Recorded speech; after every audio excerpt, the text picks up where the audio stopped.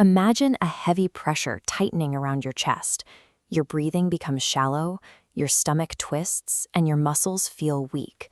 You haven't suffered a physical injury. There is no wound. For centuries, people have called this a broken heart, assuming the pain is entirely metaphorical. To your nervous system, however, a severed social bond is a life-threatening emergency. Functional MRI scans reveal that when we experience the loss of a loved one, the brain doesn't differentiate between social loss and physical injury. The signals converge in the anterior cingulate cortex and insula, blurring the line between physical and emotional pain. This overlap exists because of an evolutionary necessity. On the ancient savanna, being separated from your tribe or family meant extreme vulnerability. Isolation was almost a guaranteed death sentence. Our brains evolved emotional pain to act as a powerful alarm system. It functions like physical pain to deter us from losing the relationships that ensure our survival. That debilitating ache is an ancient survival mechanism, sounding a relentless alarm for a rescue that cannot come.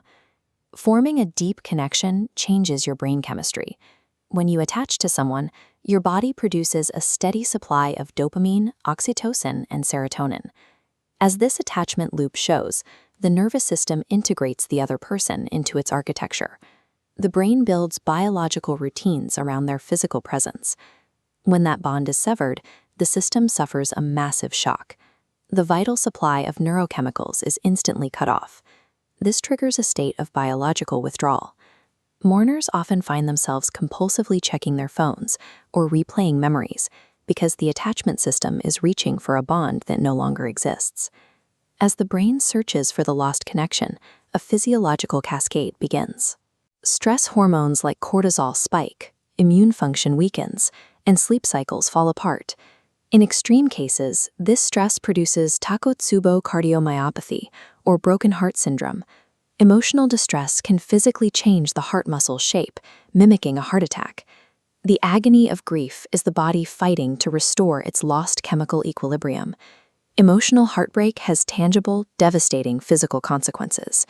We often expect healing to be a smooth, gradual decline in pain, but grief rarely moves in a straight line. It strikes in sudden, overwhelming waves. In this neural web, memories of a loved one aren't kept in isolated files. They're distributed across vast networks of association. A specific scent or location acts as a trigger. When one node activates, it sends a pulse illuminating the entire network. When these networks fire, they reactivate the entire emotional landscape of the person who is gone. The brain experiences the loss as a fresh, immediate injury. These waves are biological proof of how widely the lost person is woven into the architecture of your mind. Society often expects us to eventually get over a loss or erase the pain entirely. But because the brain structurally rewired itself to accommodate the relationship, those neural pathways do not simply vanish. Biological healing is actually a process of adaptation.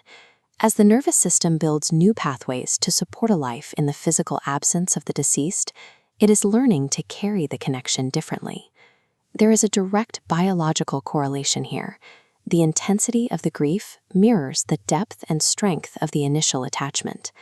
That suffocating emotional energy is simply love with nowhere to go.